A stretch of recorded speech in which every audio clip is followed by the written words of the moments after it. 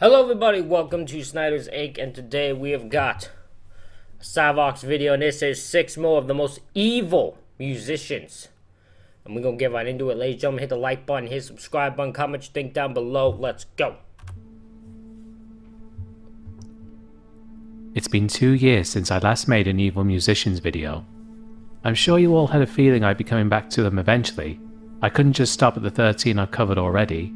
So now I'm back with yet another evil musicians list. Here are 6 more of the most evil musicians. They can't stop us, let them try. For heavy metal we would die. Karl Logan, born Karl Modzelewski.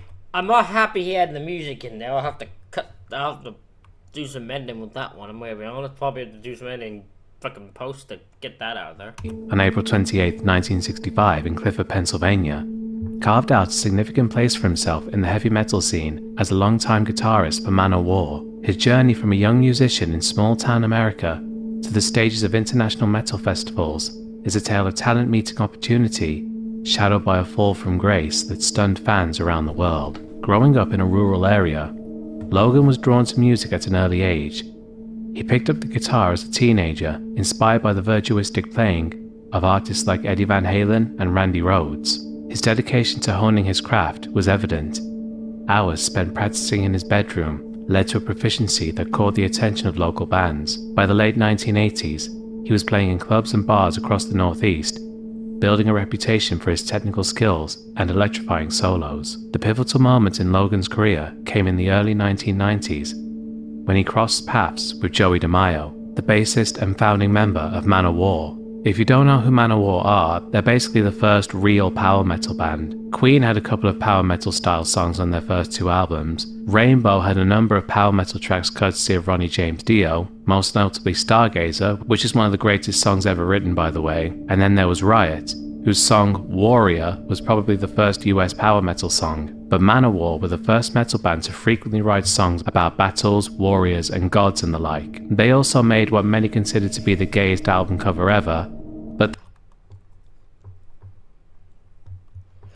Bro, I cannot believe his ass just said that. I cannot believe his ass just said that.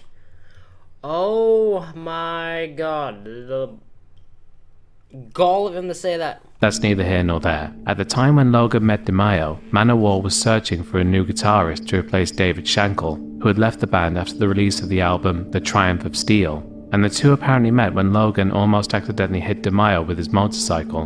Impressed by Logan's playing, DeMaio invited him to join the band in 1994. This opportunity catapulted Logan onto the global stage, aligning him with a group known for their grandiose themes and powerful performances. Logan's first album with Manowar was Louder Than Hell, released in 1996. This record marked a return to the band's straightforward heavy metal roots after previous forays into more complex compositions. Logan's guitar work on the album was both precise and fiery. His style meshed seamlessly with Manowar's ethos of celebrating the might and majesty of metal music. Over the next 2 decades, Logan became an integral part of Manowar's identity. Why did hold on. Why does he look like a robot here? He looks like a freaking robot, like an AI freaking thing playing metal. Looks so screwed up. With Manowar's ethos of celebrating the might Look at him! That don't look human! That is not a human looking face! and majesty of metal music. Over the next 2 decades, Logan became an integral part of Manowar's identity.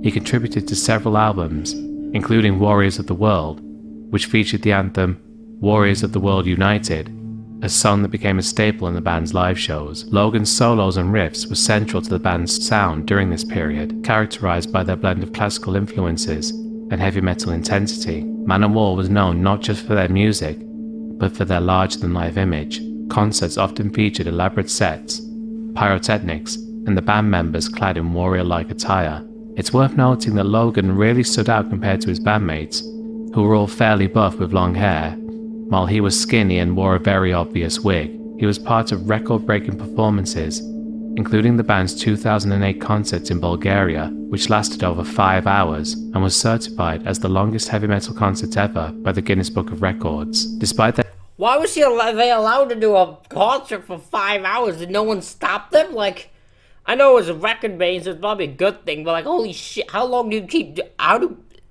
pretty sure most stages have a time limit, right? Like, even the fucking building, if it's their own individual concert, the building has to be like, hey, you have to be out here by this time, right? Like, Their dedicated fanbase, Manowar faced criticism for their bombastic style and unabashed self-mythologizing. However, Logan and his bandmates remained unapologetic, doubling down on their commitment to delivering an immersive and intense experience for their fans. The band continued to tour extensively, particularly in Europe and South America, where their popularity remained strong. Behind the scenes, Logan maintained a relatively private life. He wasn't as publicly visible as some of his bandmates, rarely giving interviews or engaging in the spotlight outside of performances. This low profile made the revelations that emerged in 2018 all the more shocking. In October 2018, news surfaced that Karl Logan had been arrested in Charlotte, North Carolina on charges related to the possession of child pornography. The arrest had actually occurred in August of 2018.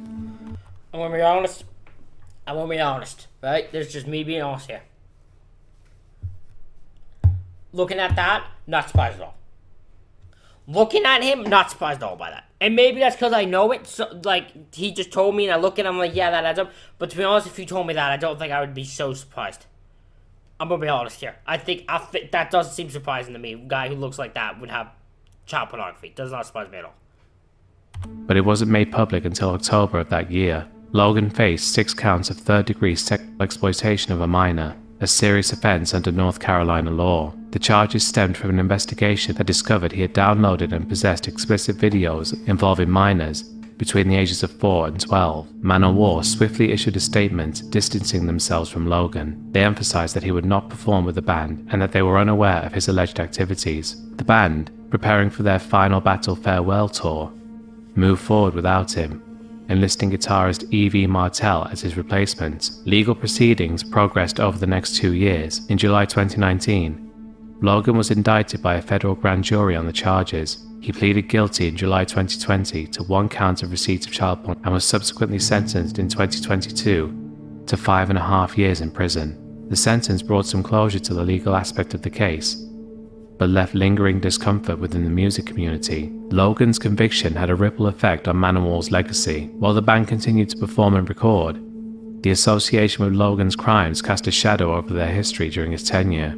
Discussions about the band's past work became complicated, with some fans choosing to separate the art from the artist, while others found it impossible to enjoy the music.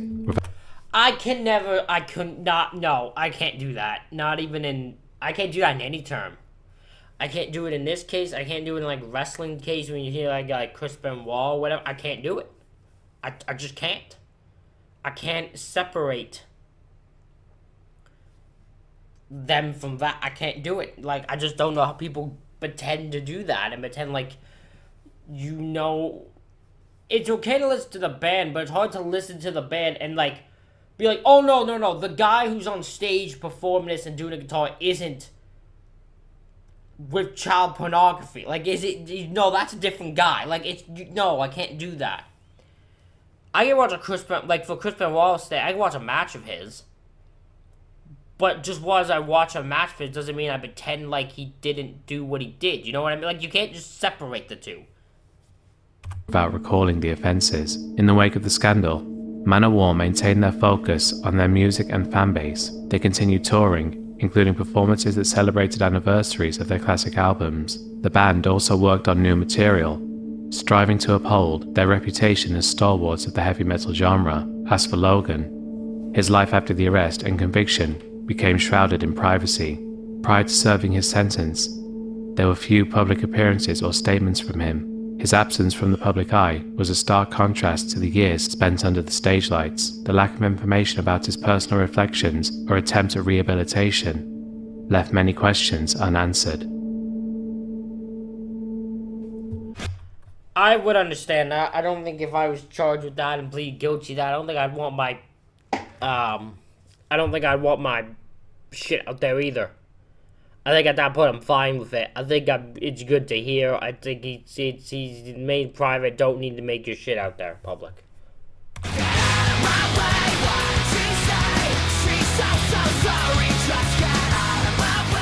Jacob Hoggard rose to fame in Canada as the lead singer of the pop rock band Hedley, a group he helped form in 2003. Born on July 9, 1984 in This is the first, I think this is the band I know. This is a musician I know of. Like, I don't know him personally, but I know of his music and that. Surrey, British Columbia, Hoggard displayed early musical aspirations, learning piano and guitar in his teens. At 19, he auditioned for the second season of Canadian Idol. While his singing honestly wasn't very good, Ground control to Major Tom.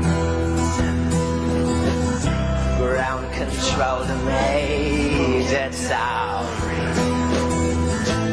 Take your protein pills and put your helmet on. Don't wanna close my eyes. I don't want to fall asleep. I still miss you, baby, and I don't wanna miss a thing. 'Cause even when I dream of you, sweetest dream will never do. I still miss you, baby. I don't wanna miss a thing. Put your head on my shoulder. Hold me in your arms, baby. Squeeze me oh so tight. Show me. his energetic performance and confident stage presence made up for it, and propelled him to a third Squeeze me. in 2000. Yeah, I always wondered, I'm like, if he sounds how did he make it in Canadian Idol so far? Like, to be honest, I have confidence when I'm on the stage. I ain't gonna lie shit, because I suck at singing. 2004. That exposure introduced him to a national audience and gave him a springboard to pursue a full-time music career. Shortly after his stint on Canadian Idol, Hoggard regrouped with his friends to officially launch Hedley. The band released its self-titled debut album in 2005, featuring songs like On My Own and Trip. These tracks found significant airtime on Canadian radio thanks to their anthemic choruses and Hoggard's distinct vocal delivery. The band's blend of pop-punk and rock sensibilities garnered them a passionate fan base, which grew steadily with each subsequent album. By the late 2000s, Hedley had multiple platinum records, frequent appearances at award shows, and a busy touring schedule across Canada. Hoggard acted as the band's frontman and main songwriter, steering their sound in a direction that's often combined catchy hooks with upbeat production. Albums such as Famous Last Words and The Show Must Go further cemented their status as a dominant presence in the Canadian music scene. During this period, Hedley picked up numerous honors at the Much Music Video Awards and the Juno Awards. Media outlets frequently showcased Hoggard's charisma and outgoing personality, painting him as a dynamic entertainer with an unwavering drive for performing on stage. As the 2010s continued, Hedley maintained a strong chart presence.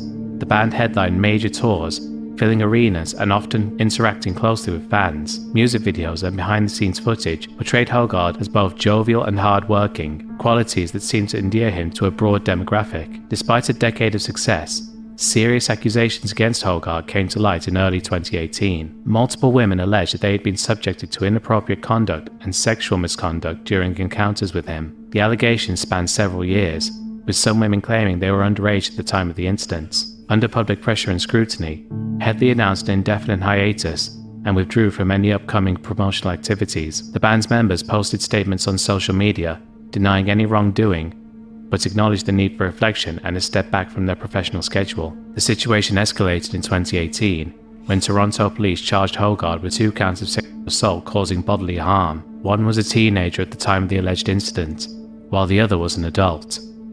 Hoggard pleaded not guilty, setting the stage for a high-profile trial. The legal... That's insane. I did not know that part.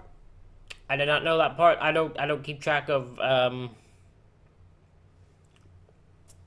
that type of shit.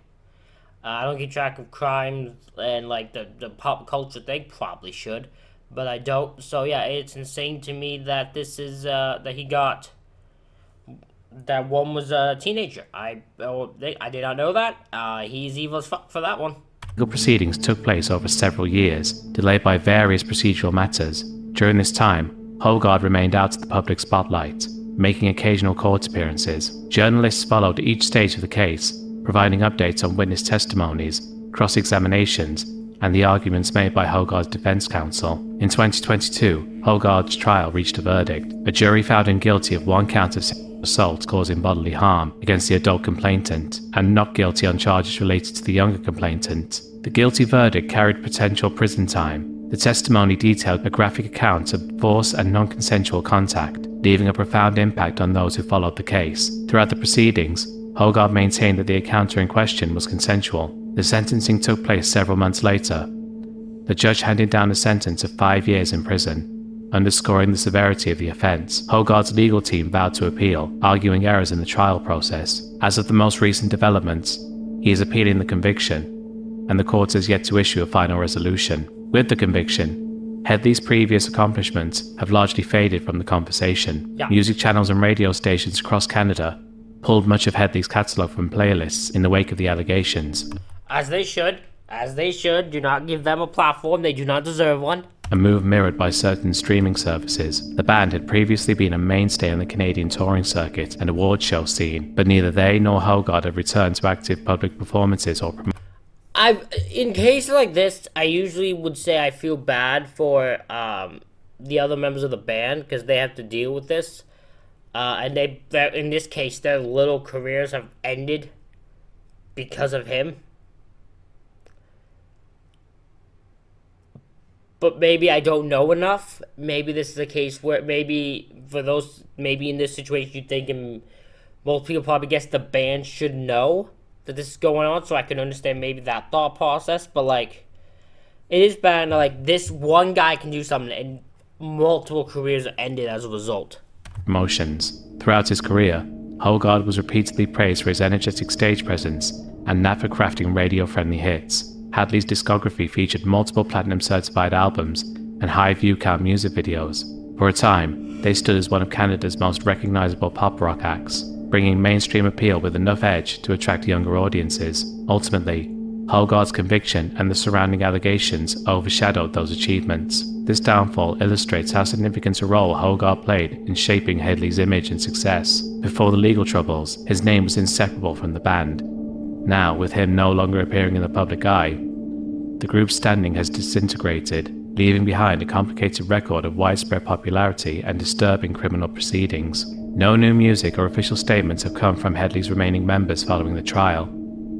The future of the band remains unclear, and Hoggard's legal status hinges on the outcome of the appeals process. Whatever occurs in the coming years, the events that led to his conviction stand as the definitive turning point in a career, one celebrated on Canadian radio and award show stages.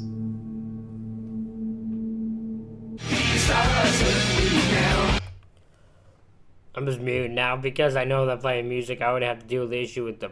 His stuff is known for two things. I already gotta deal with the issue of the freaking Headley one and the goddamn other one, so... Being one of the premier US power metal bands, and for founding member and band leader John Schaefer's, quote, involvement in the January 6th Capitol, quote, attack of 2021. Even though, by all accounts, John was literally just there, wielding a bottle of water. I know how you wanted me to say that because I'm British. And a can of bear spray. This somehow got him 3 years probation, 120 hours community service, and a $1,200 fine. Even if you don't like that he was, quote, on the wrong side, you have to admit how silly it is that he faced any kind of legal action for doing basically nothing. Obviously, John isn't ever going to be on a list like this for something like that.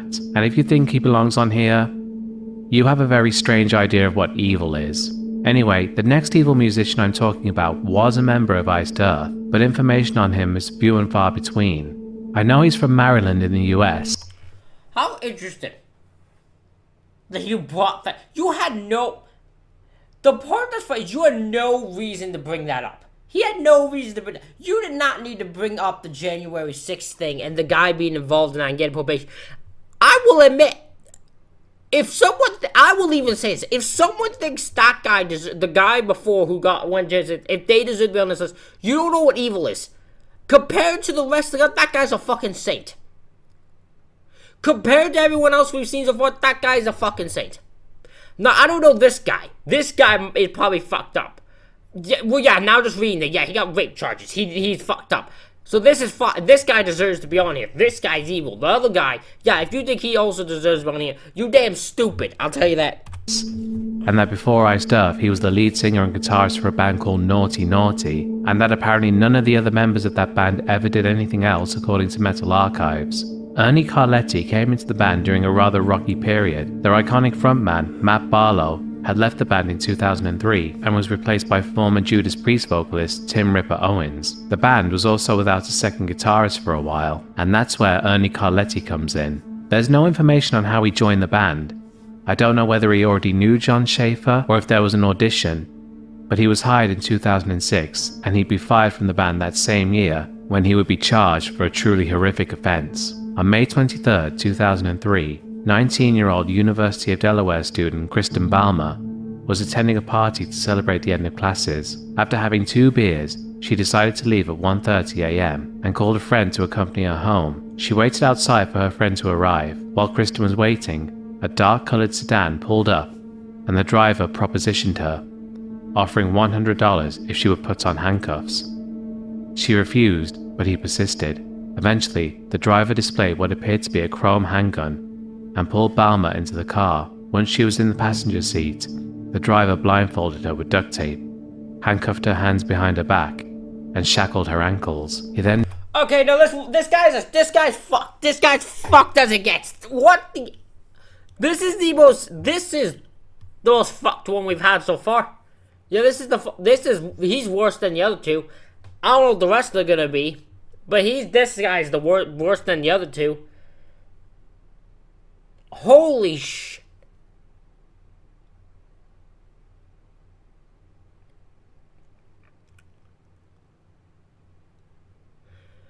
Point a gun at someone. He handcuffs them, blindfolds them, sexually assaults them. Holy sh... drove for around 25 minutes, after which Balmer was forced out of the car and then dragged into a house. I can't go into detail about what happened next, but Balmer was repeatedly violated, all while handcuffed and unable to fight back. The attacker eventually took Balmer from the house, still bound, shackled, handcuffed, and blindfolded, and put her back in the car. On the way to the campus, he apologized to her, but told her not to tell anyone. He then removed the ankle shackles and handcuffs, securing her hands behind her with duct tape, and pushed her out of the car. Balmer started to scream for help, tore herself out of the tape, and ran back to her dorm room and notified police. Police collected fingerprint samples from the duct tape and determined that the fingerprints belonged to none other than Ernie Carletti, and also discovered that he had owned a dark sedan, matching the one described by Balmer. On September 18, 2006, Carletti was arrested and charged with 6 counts of rape in the first degree, 1 count of kidnapping, and 1 count of possession of a deadly weapon. Once Carletti was arrested, he was of course kicked out of Iced Earth. Though John Schaefer did have this to say when news broke out: "I am in complete shock, and I find it very hard to believe to be true. At this point, I have to believe him innocent until proven guilty. I urge all others to remember that this is our way, the way of a free society. If at some point the facts prove otherwise, then I will address it accordingly." On November 13th. That's not the...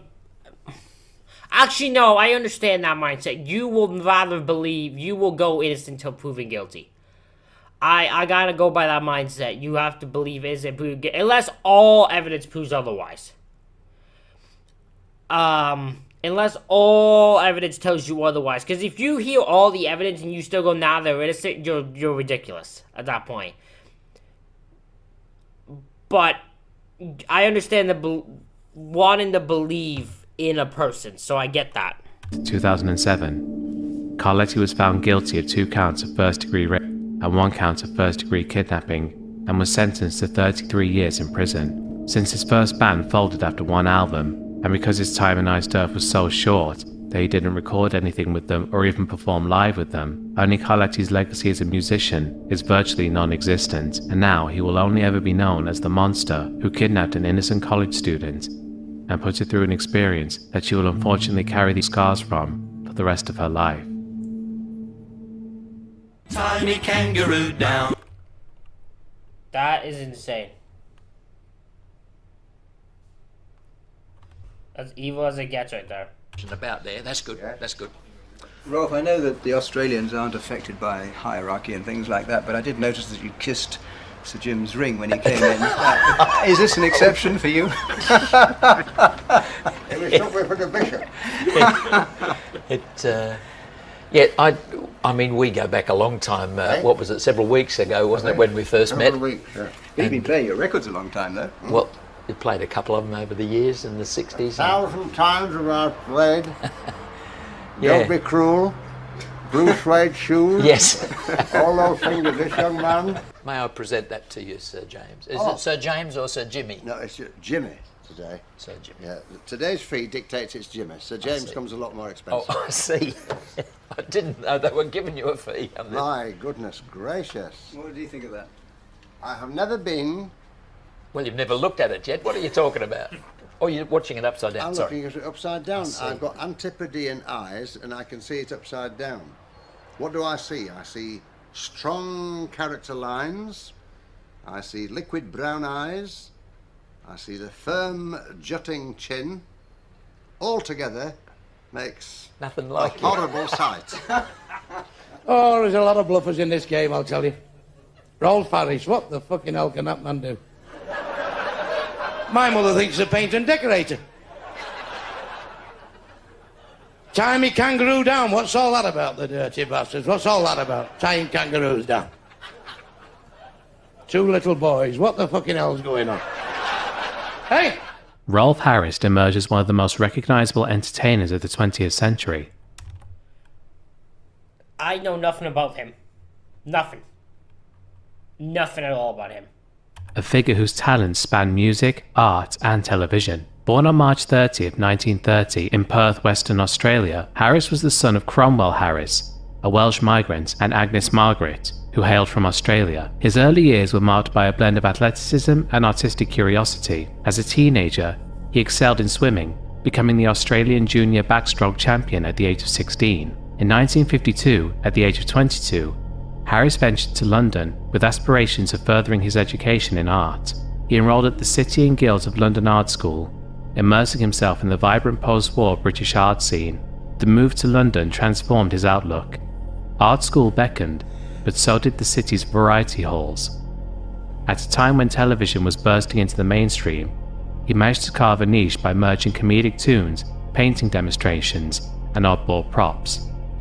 Where other performers might do a straight monologue or juggling act, Harris painted live on canvas while telling jokes. His wobble board, a piece of hardboard that bent and twanged with percussive effect, became the whimsical sound that accompanied so many of his songs. Audiences found it quirky, different from the usual guitar and piano approach, and soon producers began giving him more airtime. In 1953, he was offered a job drawing cartoons live on a BBC program called Jigsaw, which catered to children. This opportunity showcased his ability to engage with young audiences, a talent that would become a hallmark of his career. Harris's warmth and approachable demeanour made him a natural on screen, and he soon became a fixture on children's television. The 1960 release of Tie Me Kangaroo Down Sport marked a significant milestone in Harris's musical career. The song, which he wrote and performed, featured a catchy melody and playful lyrics referencing Australian culture. Accompanied by the unique sound of the wobble board, the song climbed the charts in the UK, Australia, and even reached number 3 on the Billboard Hot 100 in the United States, though the original 1960 single version disappeared fairly quickly due to one verse in the song being considered racially insensitive to Australian Aborigines. Let me abbas go loose, Lou. Let me abbas go loose. They're of no further use, Lou. So let me abbas go loose. The success of this track not only solidified his status as a musician, but also introduced international audiences to a whimsical interpretation of Australian life. Throughout the 1960s, Harris continued to produce music that blended humour with storytelling. Songs like Sun Arise, released in 1960, which was inspired by Aboriginal music and co-written with Harris Butler, demonstrated his interest and respect for Indigenous Australian culture, even though he also wrote that aforementioned verse in Tie Me Kangaroo Down Sport. This track also enjoyed chart success and showcased Harris's versatility as a musician capable of crossing genres. It was also covered by Alice Cooper of all bands, if you can believe that. Sunrise, come every morning. Sunrise, come every morning. In addition to his musical endeavours, Harris expanded his television presence. The Rolf Harris Show, which aired from 1967 to 1974 on the BBC, was a variety program that combined music, art demonstrations, and guest performances. Harris often involved the studio audience and viewers at home in his artistic creations. His ability to draw complex images rapidly while engaging in conversation became one of his trademarks. The phrase, "Can you tell what it is yet?" became synonymous with his on-screen persona, inviting audiences into the creative process. Harris's talents were not confined to the small screen. In the 1970s, he hosted several television specials and appeared on programs in the United States. Expanding his international appeal, his art exhibitions, featuring portraits and landscapes, received critical acclaim. One of the pinnacles of his artistic recognition came when he was commissioned to paint an official portrait of Queen Elizabeth II in 2005. The project was documented in a BBC television special titled The Queen by Rolf, which provided an intimate look at the process of capturing the likeness of the monarch. The painting was unveiled to a mix of reactions, but was significant as it underscored Harris's esteemed position within British culture. Reach the stage move. I think so, yes. I've got that reference photo, which will be just perfect for all the background and for your face. I'd just like to take this opportunity of thanking you on behalf of the whole crew. Thank you so much. I think it looks very nice. So friendly, anyway. Yes, that was my main aim. Well, that's very clever, I think. Hey, thank you. Thank you so much once again from us all. That's fun. Well, thank you very much. Thank you. Success. Harris was also known for his involvement in education. Why did that feel like the most awkwardest encounter? It's like them two didn't know how to speak to each other. The hell? Educational programming. He hosted Rolf's Cartoon Club from 1989 to 1993, a television show that encouraged children to engage with drawing and animation. His approachable teaching style and enthusiasm for art inspired a generation of young viewers to explore their creativity. Additionally, he participated in environmental campaigns and supported various charities, further cementing his image as a benevolent public figure. In the early 2000s, he also collaborated several times with the Wiggles. Big news, everybody! We've just been joined by our friend Rolf Harris. Let's all say g'day, Rolf. G'day, Rolf. G'day, Anthony. G'day. Rolf, I can see you're holding something very interesting there. What is it? Oh, this is my wobble board. Wobble board. Ah, that sounds very musical. What do you do with a wobble board? Well, if you wobble it, it makes this fantastic sound. Check this. Wow, that's a great sound. Rolf, a question. Have you ever thought about...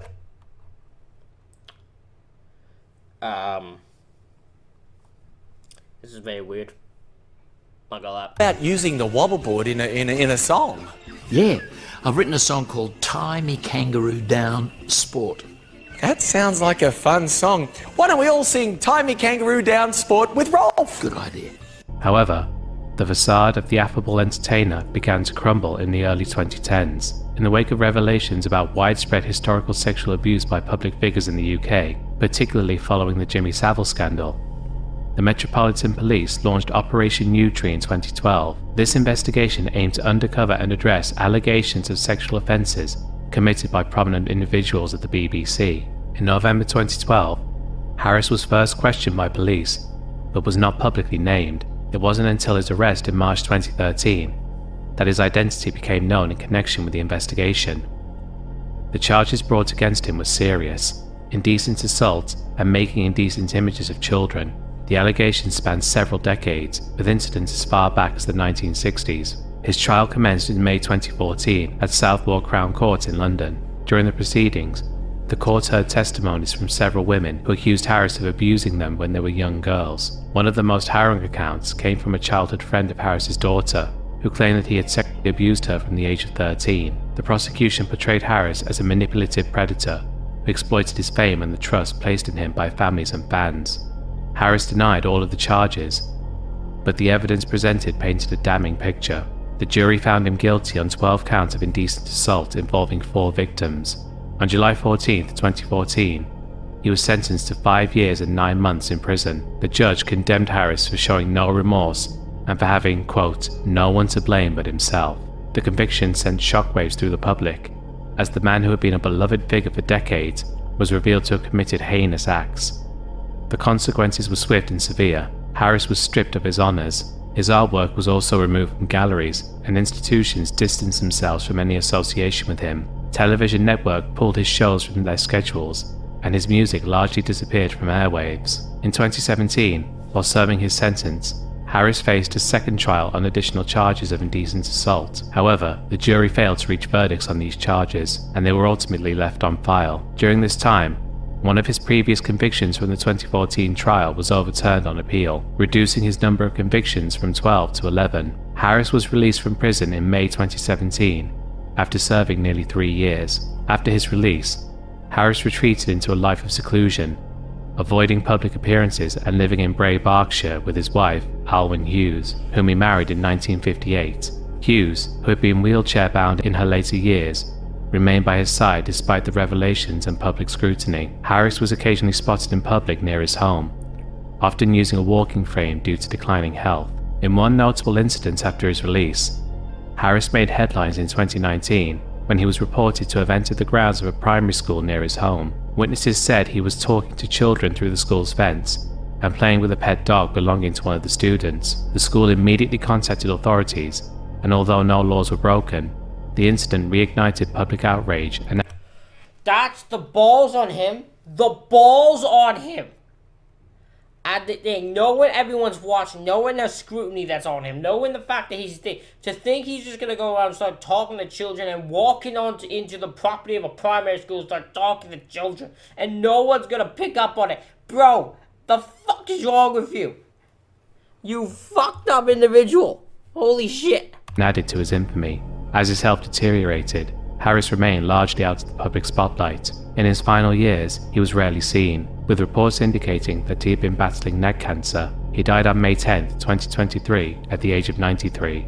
The man who once dominated multiple branches of popular entertainment had been reduced to a figure of contempt and scorn, a footnote to remember only as an example of how easily trust and admiration can be abused. There would be no grand attempt at legacy restoration, no comeback specials, no heartfelt interviews to explain himself. He slipped away quietly, leaving behind uncomfortable questions and the bitter recollection of how he had once convinced everyone that he was their benevolent guide, only to be unmasked as something quite the opposite.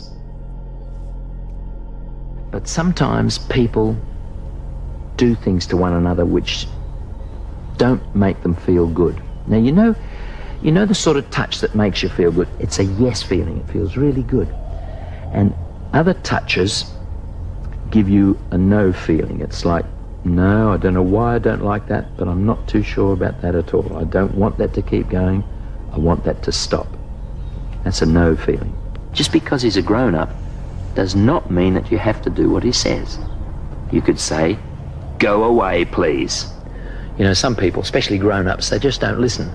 They don't pay any attention to you, don't take any notice unless you actually come out and say, no, please stop. There are good secrets, but there are bad secrets. And that is insane that he is saying all of this while actively doing this shit. I am in shock. I am shocked at the things that this guy... This is insane. He's actively doing this speech while actively assaulting kids. This is fucked up. And they want you to keep a bad secret. It's a secret that could hurt other children because they might play those same games with those other children. Sometimes grown-ups just don't listen to kids. Or they don't believe you. They say, rubbish. Or they say, how can you tell such lies, you wicked child? Or how dare you say something like that? You've just got to keep trying until someone believes you. You could always take your dolly and you could use that to point out to your mummy where you were actually touched, where you didn't want to be touched. Or you could draw a picture and you could point out on the picture where you were touched. Remember our song, my body's nobody's body but mine. You run your own body. Let me run mine. Say no. You've got to learn to trust your own feeling. Now watch me whip, kill it. Now watch me nay. Okay. Now watch me. I know nothing about this one. This is a new one for me, but I cannot believe I'm listening to Whip and Nay on fucking... Whip, watch me nay. Why me? Ricky Lamar Hawke better known by his stage name Silento, entered the spotlight almost overnight. Back in early 2015, he was just a young artist from Atlanta trying to make a name for himself. He recorded a track called Watch Me Whip / Nay Nay, a playful dance-driven number with a repetitive hook and a straightforward call and response format. It's also very annoying. You already know what it is. Watch me, ooh, watch me. Do the stanky leg, do the stanky leg, do the stanky leg. It spread fast, initially through social media platforms, where short dance clips were taking over. The song's simplicity and catchy refrain caught on with millions of listeners. School kids and celebrities were filming themselves performing the signature moves, filling timelines and feeds everywhere. The track went on to peak at number 3 on the Billboard Hot 100, turning the then teenage Silento into a household name, at least for a moment. He performed at award shows and on morning television, making appearances that positioned him as a How did he fuck this up? How badly? What did he do? bright-eyed newcomer with a hit strong enough to cement him as a cultural reference point. But, as is often the case with viral music hits, replicating that success proved difficult. After Watch Me reached saturation, Silento tried releasing other singles and projects, hoping to sustain the interest that song had generated. Although he continued putting out music, none of it reached anywhere near the same level of popularity.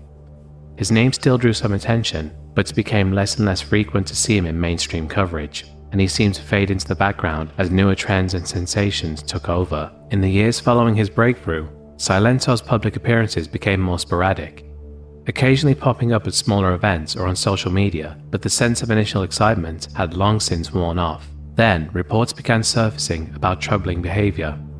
In 2020, he faced legal issues unrelated to his music, including arrests over alleged domestic incidents. These situations didn't dominate headlines the way his music once had, but they did suggest a shift in the narrative around him, from the once fresh-faced entertainer to someone wrestling with serious personal problems.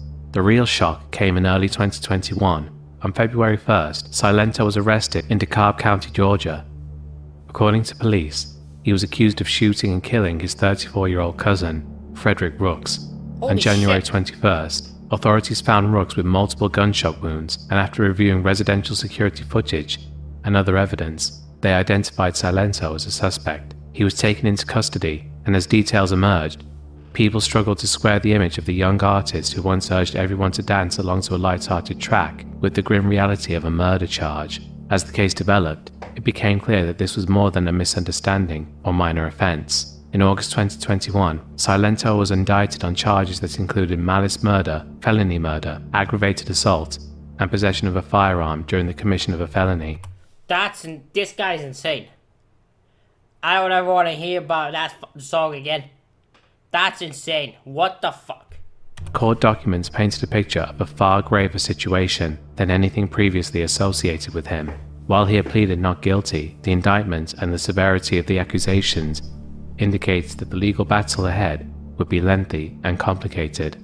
The stark contrast between the cheerful dance-focused music video that catapulted him to fame and the allegations of deadly violence was jarring. With the legal proceedings ongoing, Silento spent the next period in custody, and all talk of new music, performances, or promotional appearances fell by the wayside. The industry and fans who remembered Watch Me as a defining moment in the 2010s viral culture now saw his name mentioned primarily in connection with court dates, legal filings, and pre-trial hearings. Any conversation around his career was overshadowed by the murder case. As it should. Oh god, as it should be. If you get charged murder, that should be the number one thing, not picking your music. It should be the fact that you fucking killed someone. Publications that once praised his ability to spark a dance craze were now reporting on bail hearings, mental health evaluations, and potential sentencing outcomes. While his ultimate fate depends on the outcome of the trial and judicial proceedings, what had already happened was enough to rewrite the story of his career. The era of Watch Me seemed like a distant past,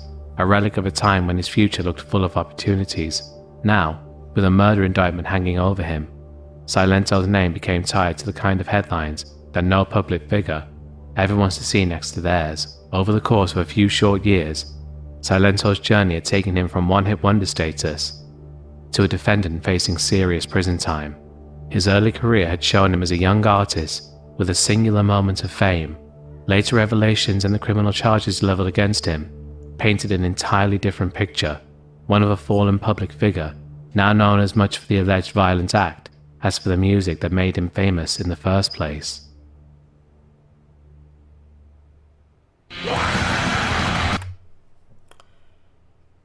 That guy's fucked up. I don't know much about this guy at all. I don't much. Big Ethon. It's actually insane how little I know about music. I know jack shit. aka Faust's involvement with Emperor and the Norwegian black metal scene reached beyond music into territory many would never have imagined at the time. Born on April 21st, 1974, he grew up in a small Norwegian community before making his way into an underground network of extreme musicians, fanzines, and record collectors. By the late 1980s, black metal was still a tight-knit movement centered around a small circle of individuals who were trading tapes, developing their own mythologies, and forging a style defined by speed, harsh vocals, and a raw, unforgiving sound. Faust, still a teenager, found this environment intoxicating. He loved the intensity, the refusal to bow down to mainstream sensibilities, and the shared belief that this was something larger than entertainment, something that felt, at least to them, like a cultural shift. When Emperor formed in 1991, the lineup included Isan and Samoth, who had been experimenting with various musical ventures and honing a signature approach that balanced fierce aggression with eerie atmospheric keyboards. Faust joined not long after, becoming part of what would soon be recognized as one of the most inventive bands in black metal's early history. Before Emperor recorded their debut album, they were known locally for blistering rehearsals and a handful of rough releases. Faust's drumming on these early recordings wasn't just about speed, though that was certainly a factor. It was also about unpredictability. He integrated unusual patterns and a sense of menace that matched the feverish guitar work and shrieking vocals. Each member of Emperor brought something distinct to the table, and Faust's contribution was a dynamic, forceful rhythm section that never settled into a dull groove. The environment surrounding Emperor was anything but peaceful. Norway's black metal scene at the time included not only musicians, but also individuals who were interested in pushing boundaries off stage. A climate of hostility toward organized religion led to a rash of church burnings. Musicians and hangers-on alike dabbled in controversial imagery, corpse paint, animalistic stage get-ups, and references to occultism and misanthropy. Faust had a front-row seat to these developments. The record shop, Helvet in Oslo, was a gathering place for many central figures, and Faust spent considerable time there, soaking up the emerging ethos and forging relationships that would define his early adulthood. On August 21st, 1992, Faust crossed a line that would forever eclipse any artistic legacy he might have hoped to leave behind. While walking in Lillehammer late at night, he was approached by Magna Andersen. Accounts suggest that Andersen, who was intoxicated, made a sexual advance. Faust responded by persuading Andersen to follow him into a nearby wooded area, where he proceeded to stab him multiple times. The killing was vicious and offered no apparent motive beyond a moment of violent impulse. At the time, no one in the scene knew what he had done. He returned to Oslo the next morning and carried on as if nothing had happened. Andersen's murder went on. That is insane. So he just he just stabbed someone, killed someone, and just went about his business like nothing else was wrong. Like it's just the most normal thing. That's insane. Unsolved for nearly a year. That is probably about as evil as it can get right there. Leaving authorities baffled and the community uneasy without fully realizing why. During that period, Emperor pressed forward. They entered the studio to record what would become In the Nightside Eclipse. Widely regarded as a milestone in black metal, the music they created stood apart from much of their contemporaries' output.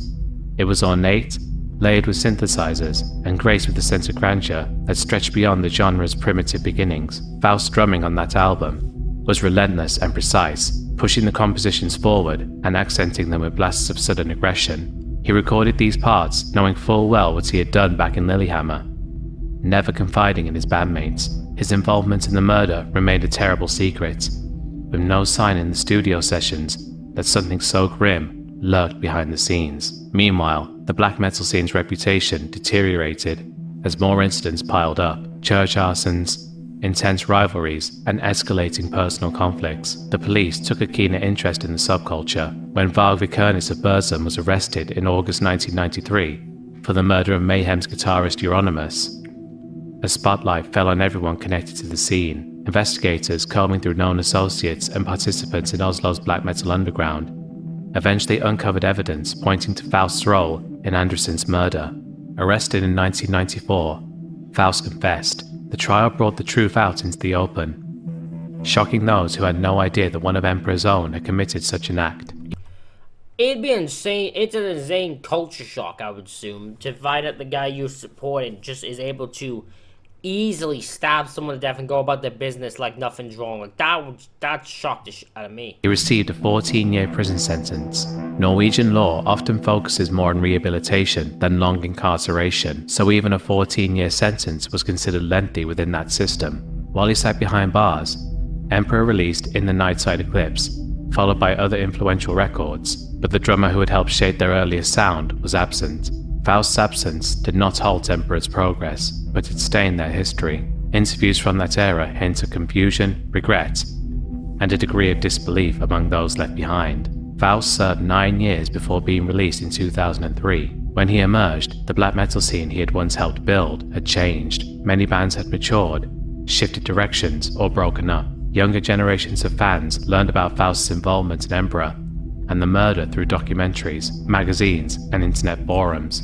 He played the drums again with other groups, including Blood Tsunami and Scum, taking smaller roles and performing mostly in Europe. Though no longer in the eye of a cultural storm, his name still carried the weight of what he had done. Concertgoers who had recognized him knew the story, and it clung to him even if he seldom spoke about it publicly. Any claim to mystique or creativity could not blot out the act that defined him off stage. Faust remains a figure who played a vital role in one of black metal's defining albums, yet the fact always comes paired with the grim knowledge of a murder committed in a dark forest decades ago. It's impossible to discuss his drumming or his place in Emperor's early lineup without acknowledging the violence that changed everything. His attempts at moving on in the music world, his subsequent work in other bands, and his efforts to live quietly after prison never fully erased that night in Lillehammer. Those who delve into black metal's origins inevitably stumble upon Faust's name, confronted not only with the music he recorded, but also the brutal crime that will forever overshadow the beats he once laid down behind the drum kit.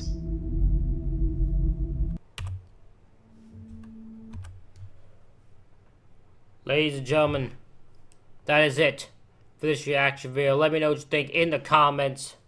Hit the like button, hit the subscribe button. Thank you all for watching. I'll see you all for the next one.